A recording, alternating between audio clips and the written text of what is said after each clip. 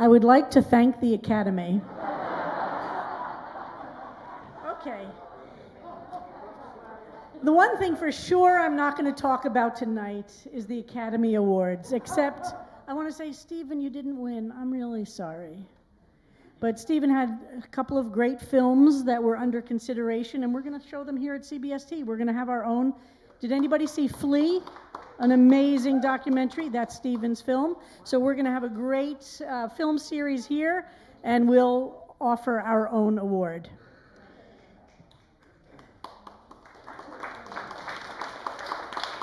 So, of course, I have to say something about the Academy Awards, okay? So here's what I'm going to say. The first queer woman of color won an Academy Award. Fabulous. Let's focus on what a fabulous thing that is. And I have to say, I think she was a fantastic Anita in West Side Story. Maybe the best part of the movie. And we're going to get her here to CBST. She lives in New York, right? We got to get her here to CBST. The next thing I have to say is thank you for these slippers. How many rabbis have a special sabbatical pair of slippers?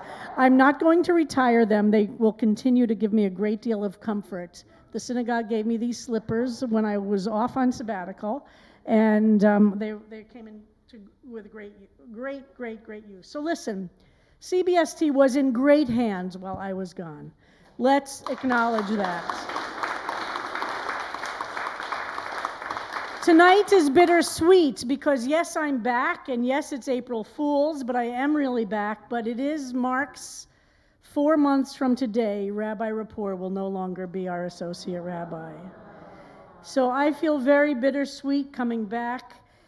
In my absence, I think you got an even deeper sense of the human being that she is. Deep, thoughtful, smart, funny, organizationally a genius, which we really need at CBST. And she really kept the clergy, music, programming, social justice team running beautifully, feeling loved and cared for and shepherded through. So there are not enough thanks I can offer, but as a community, we love you, Rabbi Rapport. We really love you.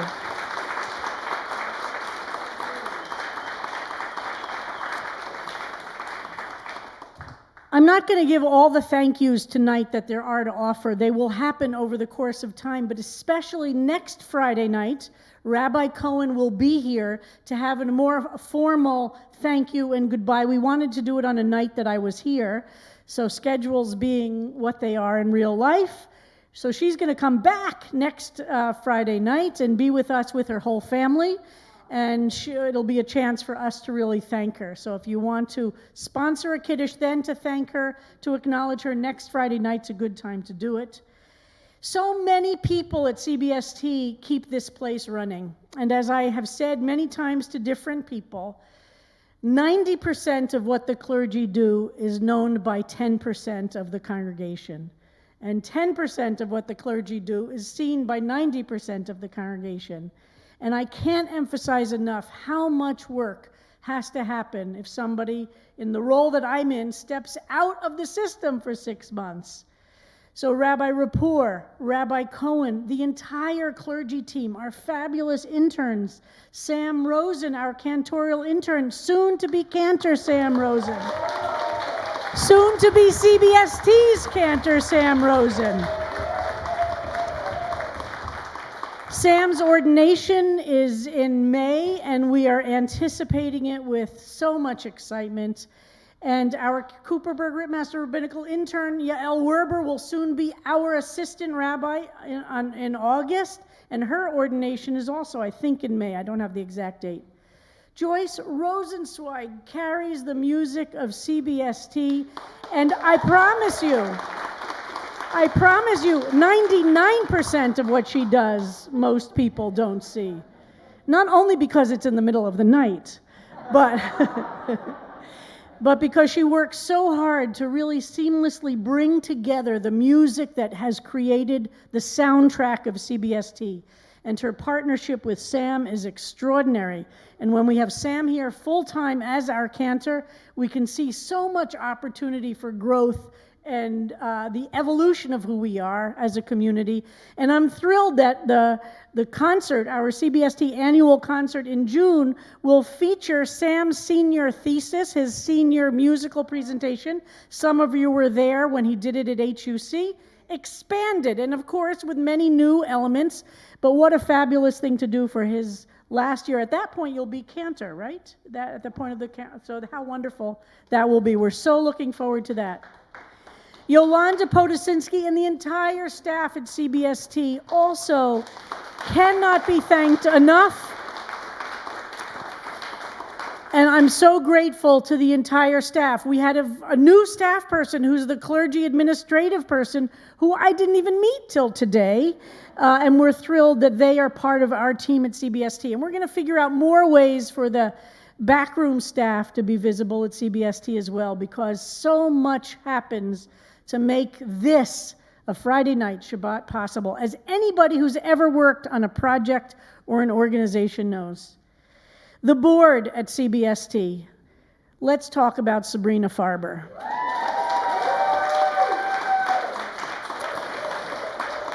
I have worked with, I think I've worked with 10 or 11 presidents in the course of my time at CBST, and all of them have been enormously talented, bringing such menschlichkeit and intention and particular talents to the job of being president at CBST. But none of them have been president at such a difficult time. This is an unprecedented, unparalleled time in the life of our city, in the life of our country, in the time to be a Jew, in the time to be a gay person. We are just living in unprecedented, unparalleled times. And Sabrina, you have been a president for these times that for which we as a community can never have enough thanks, but we will try. We will try. Thank you, Sabrina. Not least of which is that it's hard to raise money in the climate of a pandemic where everybody is panicked about our own health and system, where it's very difficult to know with any certainty what tomorrow will look like, which of course is true at any time, right? But this has brought it home in ways that have pulled the rug out from under all of us. We feel unsettled, we feel insecure. We're just talking this, Yolanda, Rabbi Rapport, Sabrina, Rabbi Cohen and I met yesterday to go over the many, many, many different decisions that need to get made and the issues that are facing CBST. And there are big and very difficult issues facing us of all different kinds. And we had to discuss, what should we do for Pride? What should we do for high holidays? Will we be able to gather together? And no one knows the answer. We think we're coming out of the worst, but we all know we don't know what tomorrow will be. We can't imagine, so we have to show deep and special kindness to each other, because the uncertainty that puts pressure on us, each of us in our own lives, we don't know what our health will be. We don't know if we're protected or not. We don't know what the right things to do are, the number of decisions to make. The only response is some deeper commitment to kindness. CBST needs more money. We need more financial resources. Take that seriously, even if it's a little bit that you can offer right now. This is a moment of real uncertainty for CBST. Take that seriously. If you want to support this clinic, which is doing amazing immigration work, the music program at CBST, we're hiring Sam full-time, which we're thrilled about. You want to support that? Now is the time not to wait to be asked. Irving Cooperberg always said to me, the time to give money is when it's needed. Don't wait. Don't wait until some other time. The world is burning.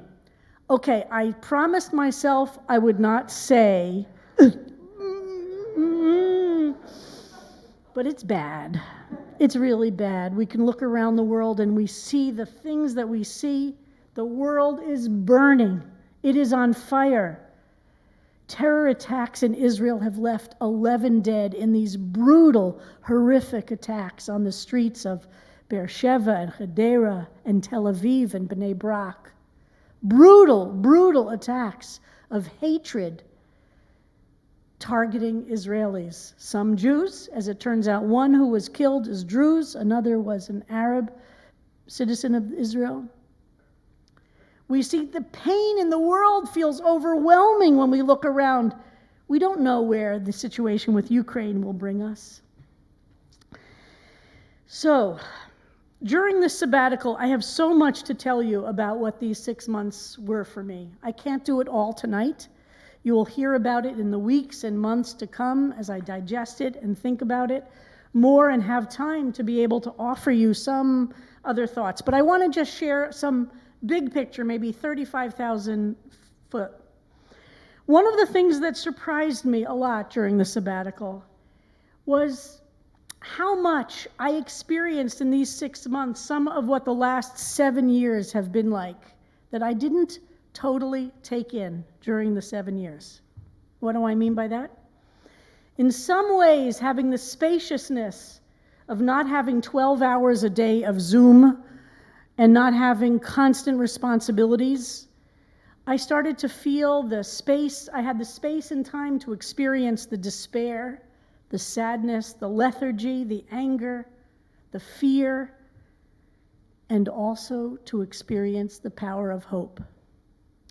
It's not easy for me to go on a sabbatical.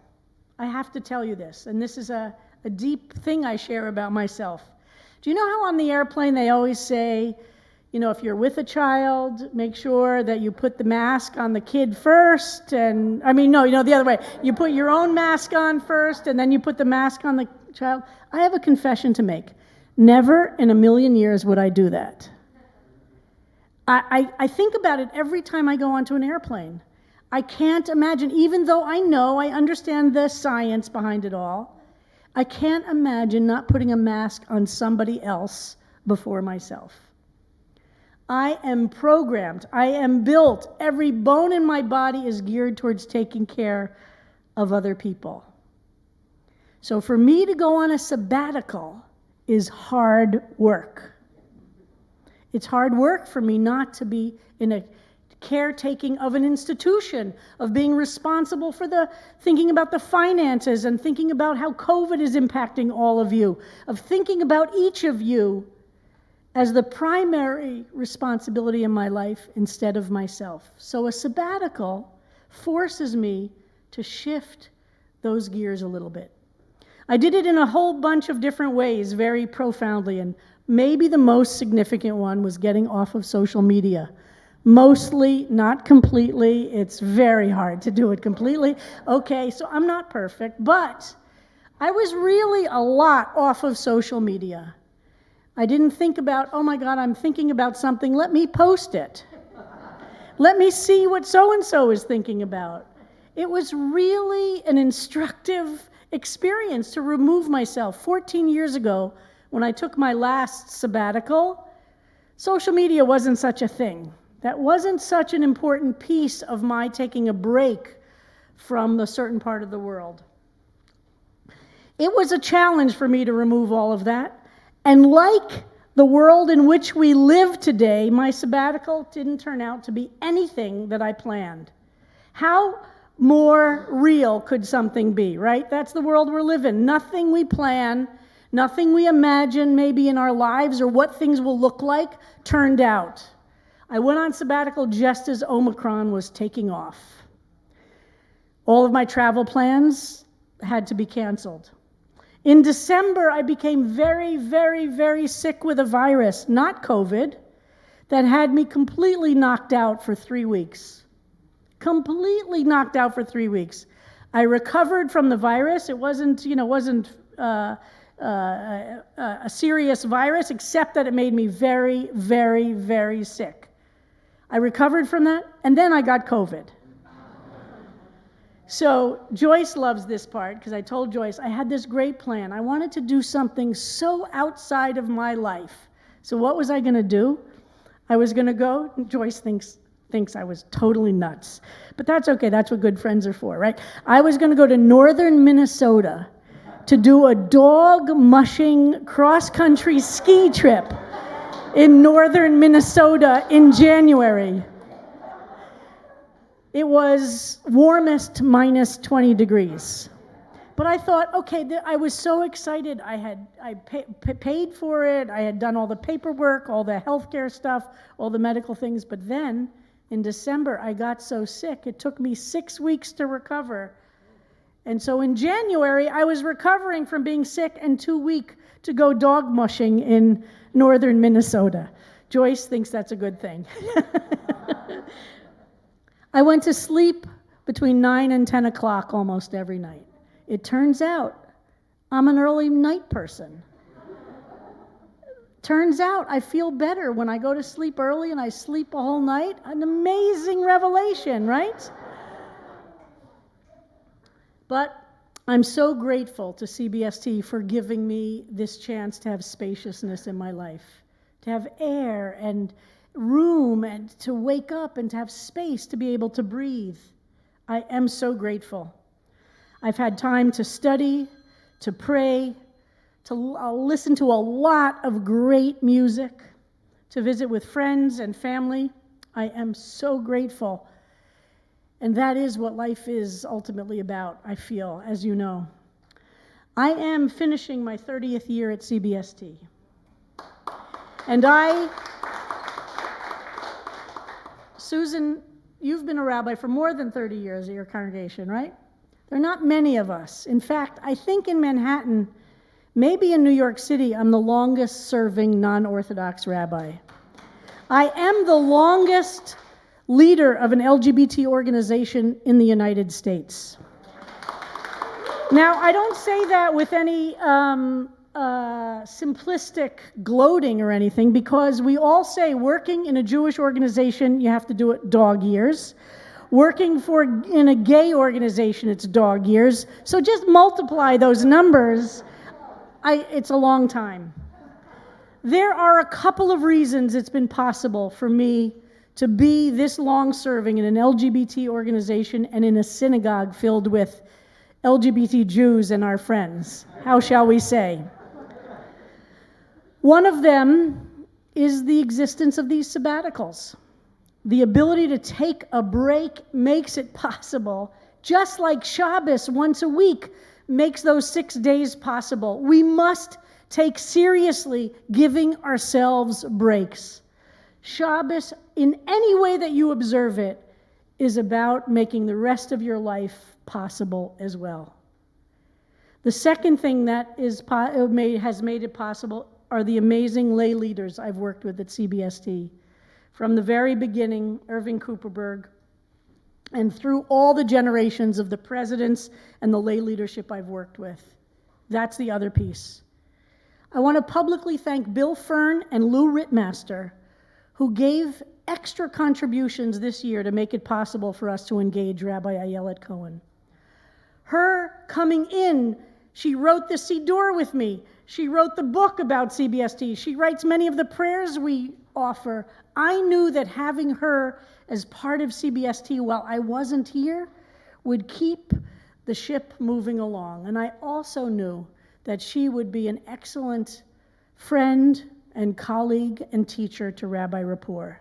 And one of the great things I'm proud about with this sabbatical is that these two rabbis, both of whom started as my students, have become my friends and my teachers, have now developed this deep connection between the two of you. The group of colleagues, of rabbis, all of whom started as my students and became my friends and teachers, who make up our assistant associate rabbi group, Roderick Young, Ayelet Cohen, Rachel Weiss, and now Yael Rapport, and coming into this now, Yael Werber. This group, not yet Yael Werber, she will, is very connected to each other. And for that relationship, I'm so grateful. I want to say a few words about Pesach and not only speak about myself. This COVID-19 thing, we don't know where we are. I've said many times to everybody, it's going to get worse. About the virus, about the world in which we live. And our job is to understand we might not have control over these external circumstances in our lives.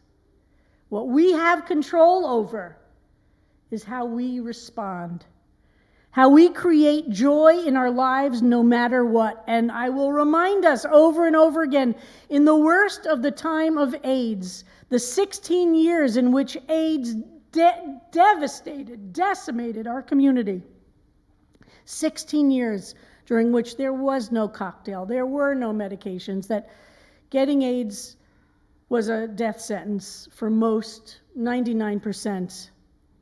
Every Friday night, the CBST community came together and did not ever turn our services into a memorial service or a funeral dirge-like service, no matter how many we buried in the week that preceded that Shabbat. We understood that for us to survive as a community, we needed to stay deeply connected to the roots of our traditions, which teach us about Oneg Shabbat, about the joy of Shabbat, about what it means to sing together, to pray together, to laugh, to put on plays together, to create Oneg programs. And this will continue, that image will continue to carry us through. Pesach, as it arrives, the Talmud tells us that on Rosh Chodesh Nisan is the time we start doing the many physical preparations that are required to enter into Pesach. It is the holiday that has the most number of physical demands, the most number of things that have to get done before the holiday arrives. It's on any level extremely complex. We know, excuse me,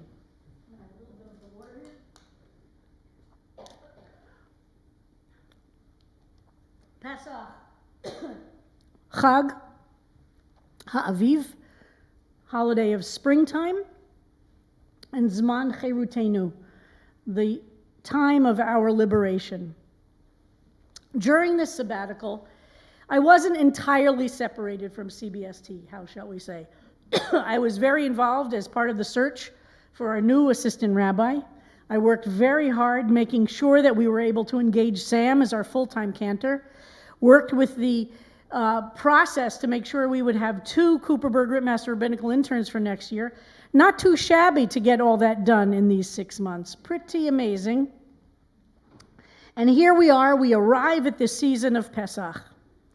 We do one thing in particular in this season from Rosh Chodesh to Pesach, which is in 2 weeks, is that we remove all the chametz, the leavened things, to make room.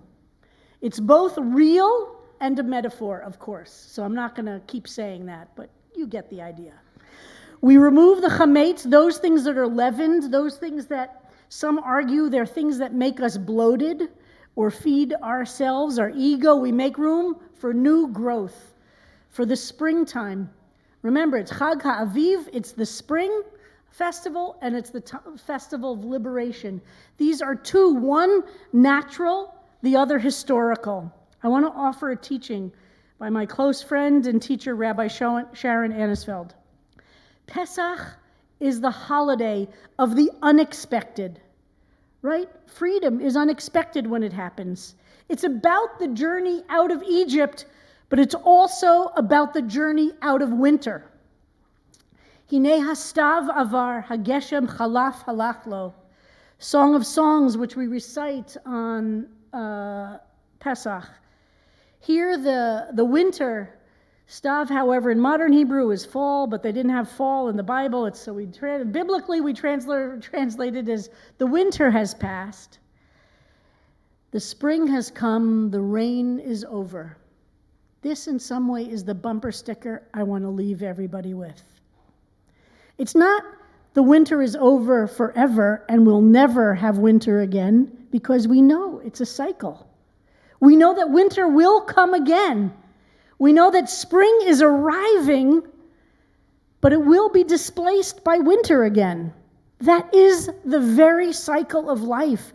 It's not just a linear progression up a ladder from the winter into the good, from the slavery of Pesach into liberation. It's a constant cycle of going back into oppression and struggling to get out again. The possibility of renewal, however, is everywhere. As the holiday of spring, the rhythms of renewal are built in to this holiday. It's not that once it's over, it's eternal spring. Faith is what helps us to bridge that, to understand winter will come again. The question is, are we prepared? We have to both be prepared for the winter which will come again, and we have to lose our breath a little bit when we see a young crocus pushing up from the earth. We have to be astonished by seeing the buds on the forsythia, or maybe even the yellow coming out, depending where you are for spring. We have to be full of awe when we see the buds on the trees beginning to emerge, even though we know that winter will come again. Spring is a miracle. We are a miracle that we can feel renewed when we see this and understand that renewal is a part of the lesson, of the deep teaching of Pesach. The awakening of these spring buds remind us that maybe renewal can come to the places in our own lives that are frozen over, the places in our hearts, our weary and our weary hearts that are frozen over with so much gunk and ice. Just maybe, even though we know there might be another winter coming, or there will be, maybe we can loosen enough and open up to the miracle of a crocus coming up from that hard earth. Sfat Emet, a great Hasidic thinker, said that this is the meaning of the song that we sang at the sea when we left the sea. It always means there's a song in us that will always be there, and the song itself has the power to renew. That song is in our souls and can never be forgotten. This is the deliverance for every generation. Hine hastav avar, the winter has passed.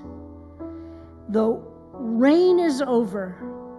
Pesach, in the darkest of times and in the narrowest of places, there is a song in our souls that will never be silenced if we feed it, if we encourage it.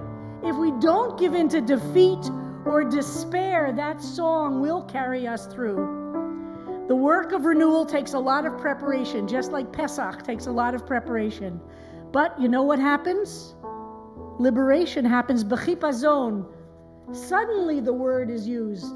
My father used to say the best spontaneous demonstration is the one that's very well planned. So on the one hand, we work so hard to plan and to create the groundwork for liberation, but we don't know when it's going to take place. But we have to be ready. B'chipazon, quickly the Israelites left from Egypt when it was the time. Hine hastav avar, here the winter has passed.